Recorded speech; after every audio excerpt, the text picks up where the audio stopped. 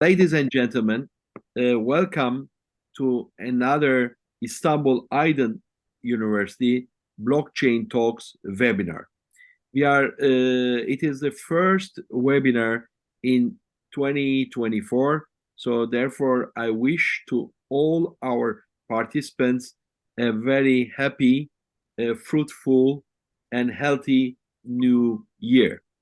And we are starting this year with a really very important, very knowledgeable guest speaker, Mr. Luca Lupattelli. He is the Hexagon Geosystems digital project manager.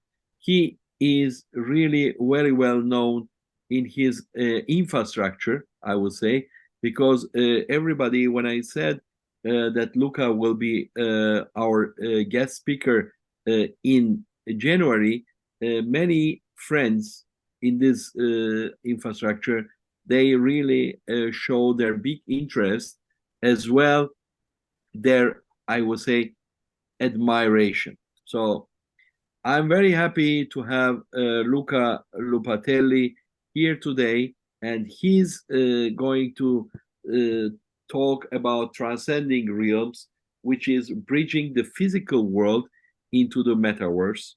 We are very keen and I would say curious and impatiently waiting to listen to Luca.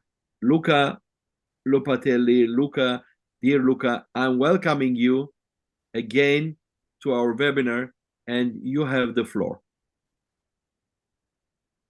Thank you so much, Erol, and thank you for having me.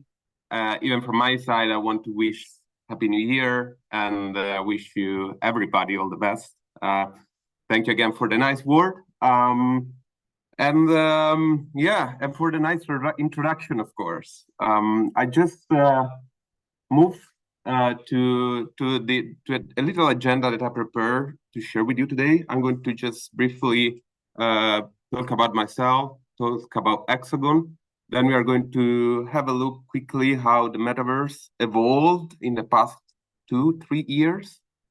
And then I will be sharing some insights from the industry, plus we will look at really how the concept of smart digital reality and how will retail bring the physical world into the metaverse, and then some use cases that can maybe inspire somebody in this in the audience.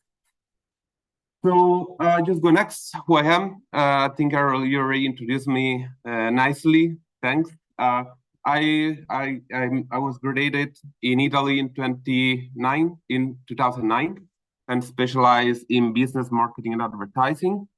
Then I was traveling quite a lot after my degrees. I lived and worked in Italy, Spain, Venezuela, United States, San Marino, and now I live in Switzerland. I'm very passionate about VR. I got my first headset in 2017. And since then, I started researching, studying, deep diving. I studied with the Wharton School. I studied with the University of Nicosia, and just to try to understand the ecosystem. And then since 2019, I joined the global team at Hexagon Geosystems as a project manager. A bit about Hexagon. Hexagon Geosystems is just a division of Hexagon that is the big corp, big mama. And we are a global leader in sensor, software, and autonomous solution. We are in 50 countries. We are around 24,000 employees, and we serve plus 27 industries. With our technology, we really applied in many. It's really applied in many applications. It's used in the 95% of all car manufacturing, 75% of all smartphone, 90% of all airplanes, and has been used to build incredible buildings like you can see here, the Gotthard Base Tunnel, the Sultan Selim Bridge, and the Burj Khalifa. And also our technology protects over 1 billion of people around the globe. So we have many applications here at Hexagon, I have to say, through the World Organization. And thankfully, with that said, I just move a little bit to the topic, and I would like really to step back for a moment to understand a little bit how the whole metaverse keyword or the ecosystem evolved over the past 2 years, probably, since it was hyping at some point, then there was a crash, and then now we are starting seeing with the spatial computing this ecosystem evolving really. So we started with many people, especially in 2021 and 2022, just defining what the metaverse is really. And it's kind of even hard to find a common definition, but we can see in every definition some keywords that are kind of common. We talk about persistent virtual spaces. We see people talking about the social aspect of the metaverse, the identity, the decentralization, the immersion, and so on. So with that said, after the hype that we saw, especially after Meta rebrands, there was a lot of evolution. So the metaverse has just a concept starting evolving in sectors, if you want to. We started seeing the industrial metaverse, the enterprise metaverse, the consumer metaverse. That is more like this whole ecosystem is evolved so far. Well, where the industrial metaverse, we talk more about simulation of industrial machinery, factories, transportation, very complex systems that allow really industries to solve problems in the physical world, right? With enterprise metaverse, we talk about more immersive corporate collaboration that allow to improve the productivity and the use of virtual spaces for working, but also for training. And then we saw a lot of development also for what is the consumer metaverse, where we see a lot of that can be divided really in decentralized world or centralized world. But we are all talking about immersive spaces where it's possible to shop, to gaming, to socialize, and entertain. So that's more or less how it's divided today. And in all of those, in this ecosystem, there is a mix of technology that is involved. And I think this is very important aspect to understand, because thinking about the metaverse more as an ecosystem and that as a concept, from my personal perspective, makes a lot of sense, because in industrial metaverse we use certain technology. In the consumer metaverse, we use some other technology more than other. And but yeah, it's the concept of the metaverse can be defined really as an ecosystem of technology. And this is really interesting to say. But looking at the hype cycle that we saw in the past 2 years, right? We saw a lot of hype, as I was mentioning. Then there was disillusion. This is really the Gartner hype cycle, and I think it really worked in that sense. It really, if we also see what is happening after the disillusion, because Facebook was rebranded as Meta, then the Metaverse Standard Forum has been launched in June 2022, where all the big brands around the globe were joining. I would say, because we were there with Meta, Adobe, IKEA. So from B2C and B2C, we as Hexagon joined the Metaverse Standard Forum. So it's really a place where people sit together to discuss about interoperability, how to make it work, and so on. Then we saw this a lot of articles coming over, like late 2022 and early 2023 about the metaverse is dead. It was not really dead. In fact, in January, the Open Geospatial Consortium launched a metaverse working group to try to understand how the geospatial industry could play a significant, because plays a significant role in the metaverse ecosystem.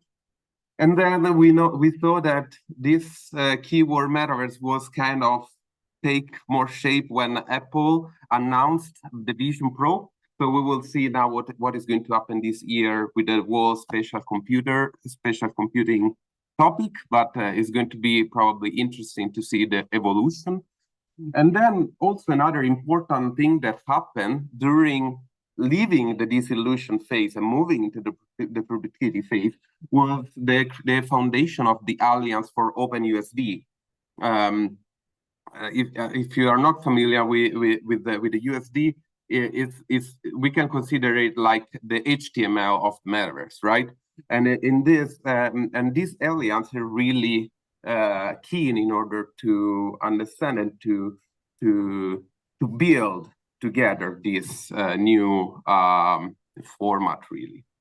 So you will see that the productivity is going in the direction. So we are moving from disillusion to productivity, and everybody around the globe is building. So it's not just something that is dead at some point in 2022.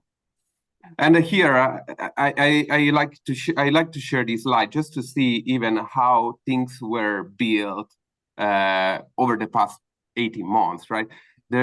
If you did, I don't know if you realized, but a lot of headsets have been released because virtual reality was taking a lot of importance. People were understanding. So virtual spaces are probably going to be probably in our future, right? And this is really stopped in October 2023, but we just saw in the CES in Vegas that also Sony and Siemens launched a new headset, really. So more for industrial metaverse purposes. So things are moving, and so it's important to keep an eye on this, how it's moving. Probably we'll see those headsets becoming more and more comfortable, more lighter, and probably will be with all the regulation coming from the governments. We will see people will feel more safe joining virtual spaces and adopting this new technology. Some insights, because it's important. We looked at this chart, the hype chart from Gartner. So let's look at the insights. Because last year in 2023, during Davos, there was an interesting chart that was launched, where the World Economic Forum, together with Accenture, prepared this nice research, trying to share with the masses how it's going to be really the adoption of the metaverse in the next 10 years. And we are seeing that, right? Because today, after 1 year, we are seeing that there is an initial enablement and people are experiencing and experimenting stuff, right? And what was expected with the chart is that we are going to see an ecosystem maturity in the next 2 to 5 years, and the mass adoption is not coming before the next 5 to 10 years. But we see the development, so it's important to be there to understand how the whole thing is evolving. And if we look at each sector of the metaverse, we started from the consumer metaverse, where this chart actually, sorry for not mentioning, is coming from an interesting research from Accenture that was dividing between the Internet of Ownership and Internet of Places, which is to me, is very nicely represented what is really happening, and here we can see the percentage of use in the different application of the metaverse, right? In the consumer metaverse, we are seeing that the 40% is like Internet of Ownership, and the 60% is Internet of Places, so more immersive. If we go to if you look at the enterprise metaverse, it's more Internet of Place than Internet of Ownership. While if we look at the industrial metaverse, we look at 79% of Internet of Ownership and Internet of Places. Especially here, we look at this at the internet of ownership, because things eventually cannot be shared that much, right? So there are like important confidential data that cannot be shared from this industrial metaverse side. So we have to look at the industrial metaverse from another angle, I would say. And then another factor that I want to emphasize to consider when we think about the metaverse is the new generation, how the new generation are using internet, right? And I found these two charts very useful in that direction, because Gen Z is growing up into virtual world, and same for Gen Alpha. So in Q3 2023, Roblox had around 70 million daily active users, which is, you can think about that, how many people are using Roblox. And the same thing is Fortnite, right? So according with Demand Sage, Fortnite counts 231 million monthly active users. So, you know, let's think about that for a moment. You know, how does new generation expect to live the future, right? We now, for instance, if you think about us, you know, we now expect the website need to be mobile responsive, need to offer nice form, and need to be very easy to find the information that they need. Maybe in the future, who knows how the new generation expect to find things. Maybe we should stay into the virtual world as a brand in order to be found from those people, because there is where they are, there is where they socialize.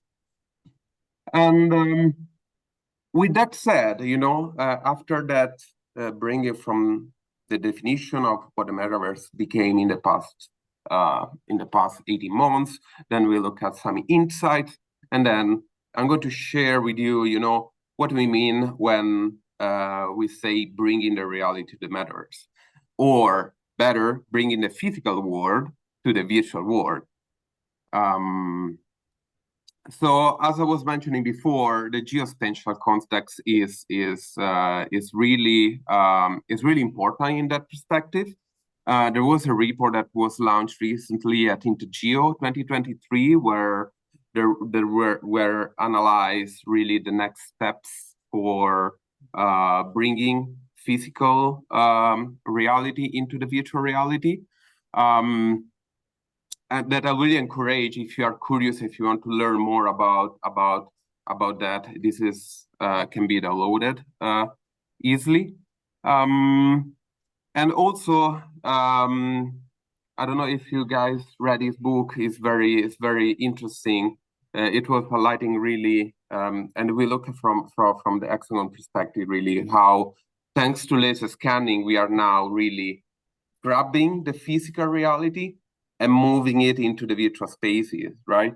So we are now capable to scan and capture malls, buildings, homes, cities, countries, and those scans are very accurate. So we are talking about, you know, an exact representation of the physical world that we can bring virtually.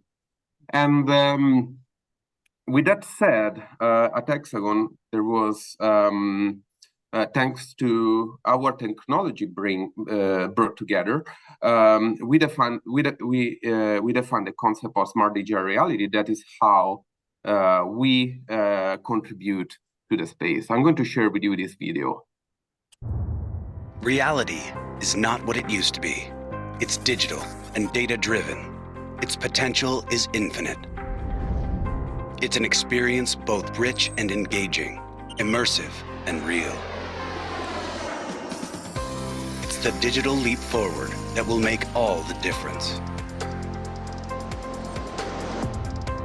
Hexagon is making this new reality possible, fusing the physical world with the digital world in real time, where all data is available, live, in context, in one place, with complete line of sight to ever-changing situations.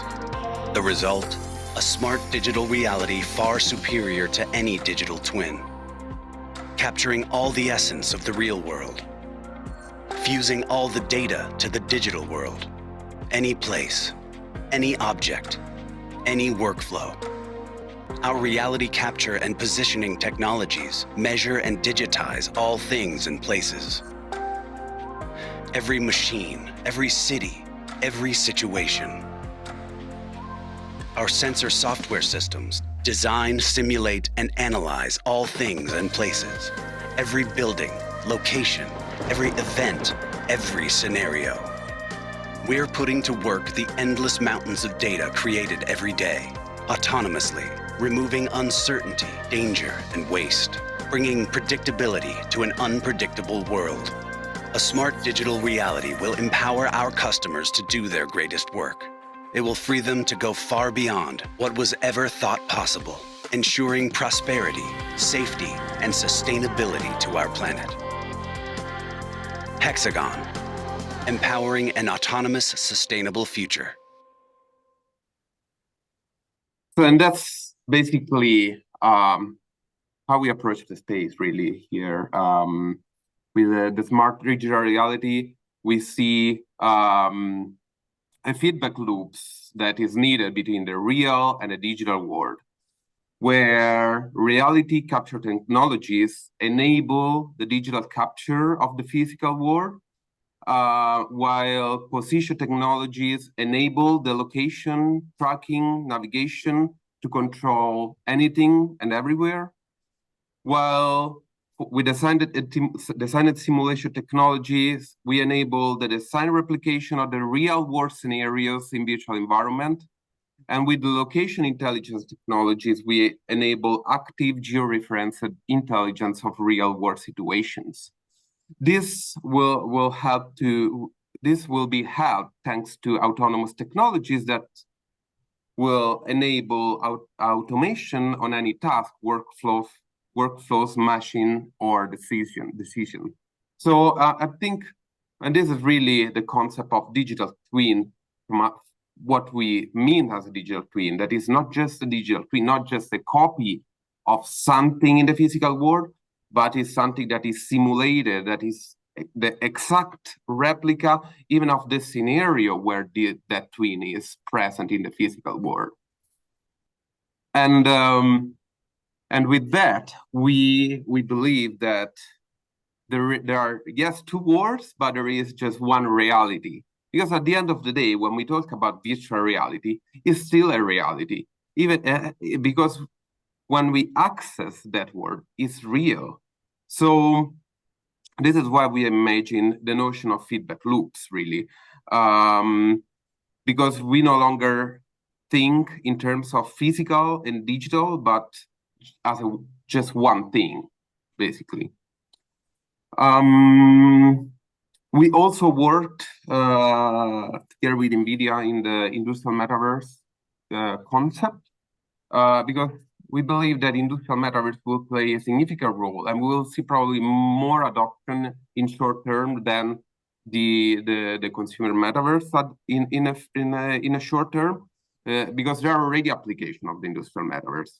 Is already being used, and the industrial metaverse should be considered as really a union of technologies that support processes, or an idea is, for instance, in the manufacturing, for instance, it's very common used.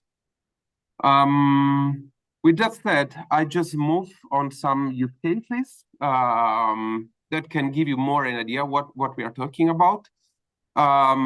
Here you can see some factories being rebuilt virtually.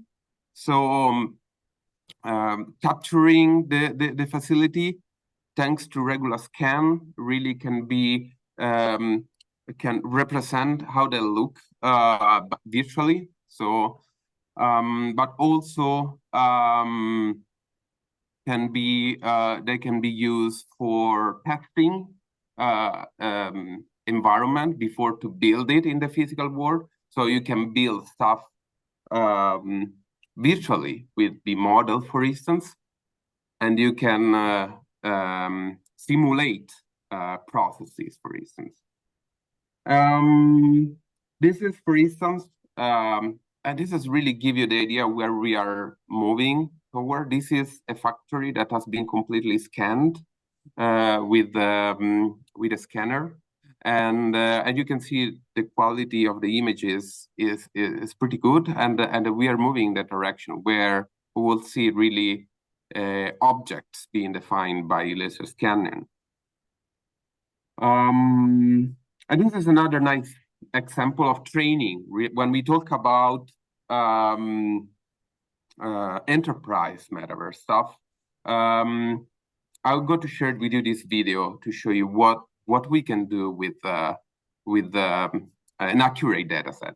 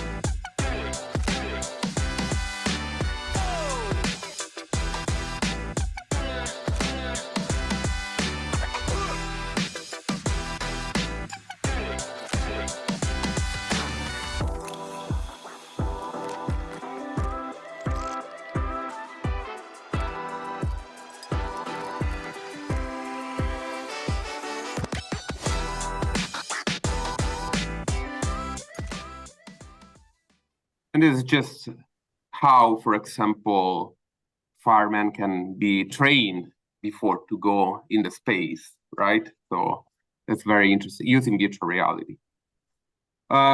This is another example of a super mesh. A super mesh is basically a combination of scans that are done flying over cities, but also moving in the ground. So, and you can see, you know, how much it can be accurate, really, just by scanning a space, right, and not rebuilding. So let's imagine, for example, application of that from the tourism for like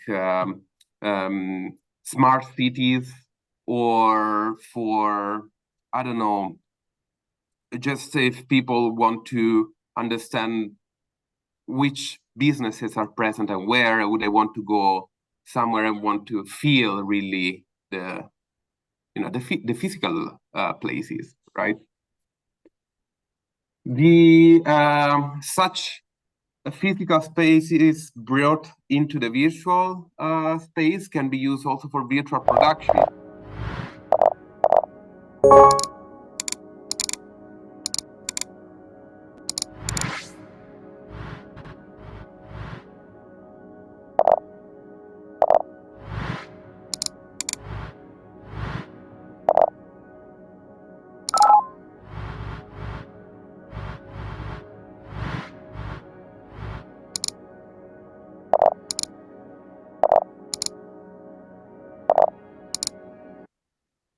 So there are thousands of movies are shot every year, but imagine how many locations have been properly scouted, right?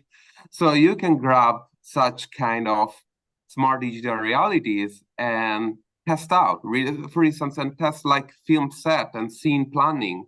So there are some interesting use cases with the third floor regarding to that. But I'm not going to deep dive because every application would require another webinar, really. And also there is the augmented reality world, right? We can, thanks to the immersive technology, right? You can map out really physical ambience and share experiences with others that are in the same place by using their own device. So you don't need to go out with an headset. You just use your smartphone to do such things. And such applications are also being used in the sport, for instance, in any entertainment environment, which is very interesting actually. And here another example of the immersive technology. This is an application that has been that is available in the Apple Store actually for free if you want to test out. You can see in the left side, I was at home really, and I was like entering this chapel from my sofa, right? And I was really, at some point, I was wondering to stand up and enter this physical location that was not physical. It was like a representation of the physical one, but virtually, that was anchored really in my room. So that was very amazing. But at the same time, if I was going to the physical one, I could use the same application in order to learn a little bit more about this chapel, because there were like some block of information that were anchored physically in that location. Another thing that is very testing is this one.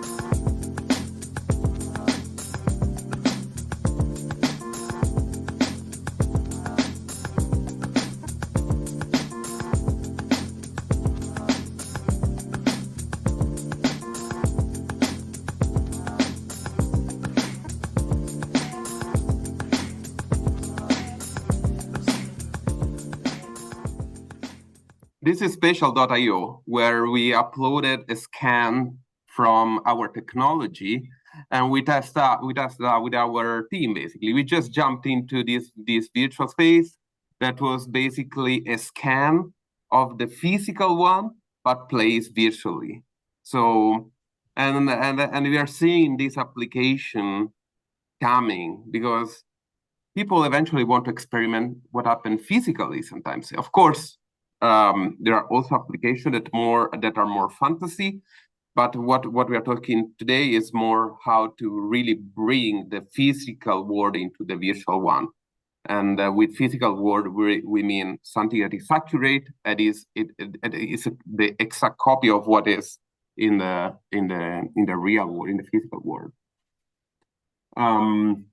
The physical world can be also represented with B models, where there are objects completely identified. This is, for instance, is the Milan Central Station that was produced by photographs and few references, and this can be used really for asset management, for building, for just.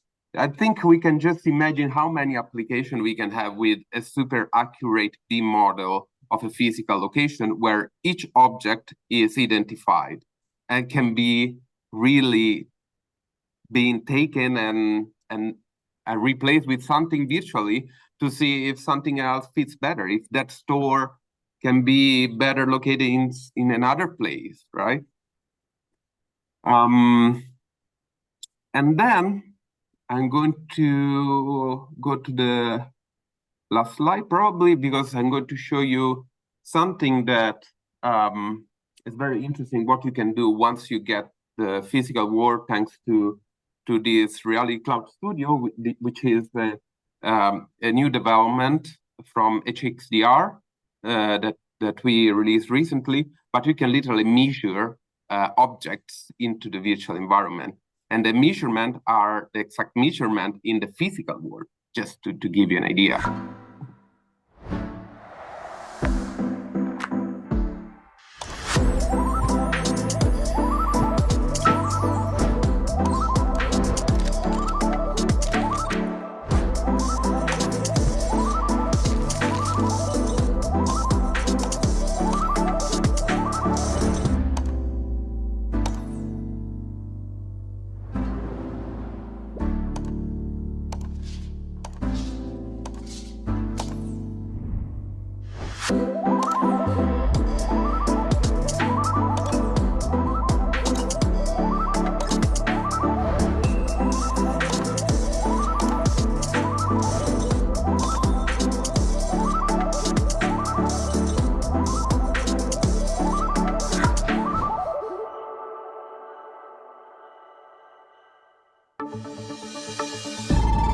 And we can just imagine, really, with such kind of technology, you know, what we can do, and we are going really in the direction where we will be able really to take what we have physically, bring it virtually, and replicate scenario, weather condition, traffic, whatever we want, basically virtually, and such technology can allow us also to take better decisions before to do anything in the physical world. So, and this is probably the last slide that I have. Thank you, Luca. I'm just waiting if there is any question will be raised from the participants. Just any question.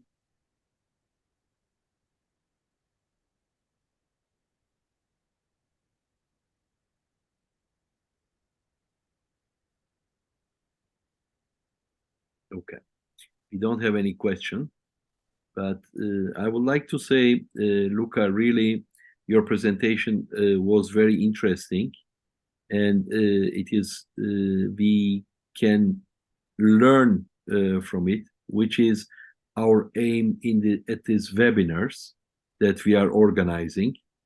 We have been very lucky to have you with us, that you also spare some time for us to give us this seminar.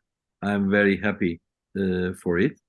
And ladies and gentlemen, Istanbul Aydın University Blockchain Talks, we have our guest today, Mr. Luca Lupattelli from Hexagon Geosystems. We are very thankful for his webinar, for his speech, and we are very happy that he shared his knowledge with us. Thank you, Luca. Thank you, everybody. Happy to join you today. Thank you. See you in February.